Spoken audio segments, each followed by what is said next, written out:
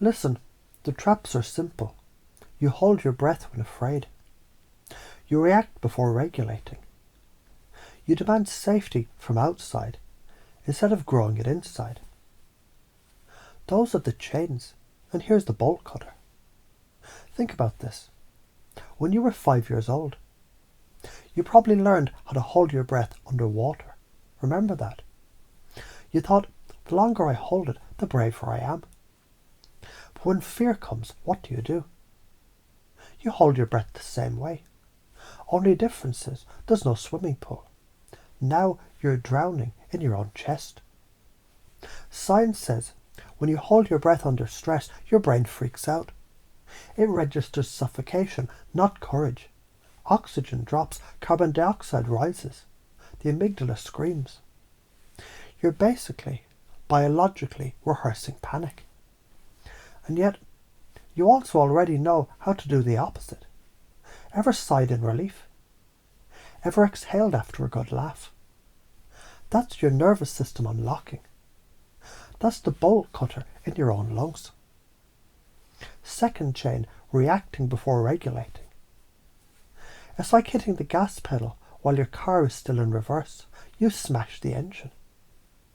You scare the passengers. You look like an idiot. You've done it. I've done it. Everyone's done it. But here's the thing. Every time you pause, even for 2 seconds, you've already proven you can regulate. That's the space between stimulus and response. In that space is freedom. In that space is your power. The third chain, demanding safety from others. It's like begging the world to build you an umbrella while you're standing in the rain holding one already folded in your hand. You want certainty, safety, comfort. Fuck it. Nobody's job but yours. Sure, others can help, but if you outsource your inner fire, you're permanently cold. So now let's chunk up. What happens if you don't cut these chains? Imagine 5 years down the line, still holding your breath when afraid, still reacting without regulation, still outsourcing safety. Your body crumples under cortisol. Relationships explode because you lash out first and regret later. Your sense of self becomes fragile glass that everyone else has to tiptoe around. That's not living. That's surviving in a cage you're holding the key to. Now chunk down. The micro. The moment. You're in traffic. Someone cuts you off. You clench your jaw. Grip the wheel. Forget to breathe. Or you take one slow breath out. Exhale. Feel your hands loosen. Reaction becomes regulation. Regulation becomes clarity. Clarity becomes choice. You just rewrote your own karma in 3 seconds flat. A blacksmith once told his apprentice, every hammer swing teaches the metal how to bend, but also teaches the arm how to strike. Fear is the fire. Breath is the bellows. Regulation is the rhythm. Safety is forged, not begged for. The chains you think are binding you, they're actually the raw iron that you're meant to smith into your blade. So let's reframe.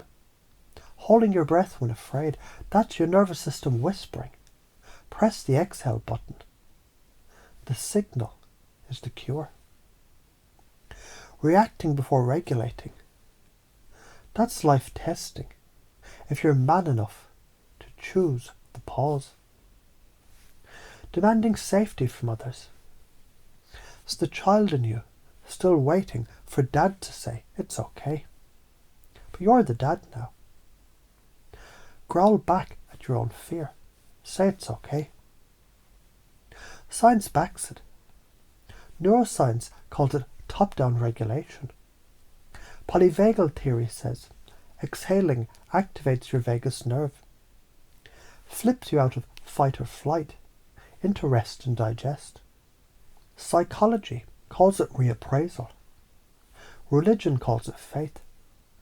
Warriors call it composure. Same principle, different costume. Let me smack you at this.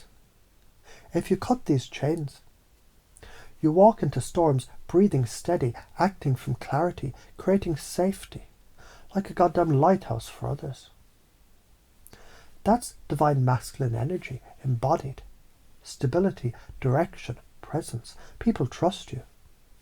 Because you radiate the shit they crave. If you don't, you shrink. You let fear drive. You blame others for not holding you together. That path is decay. And here's the slight amount kicker.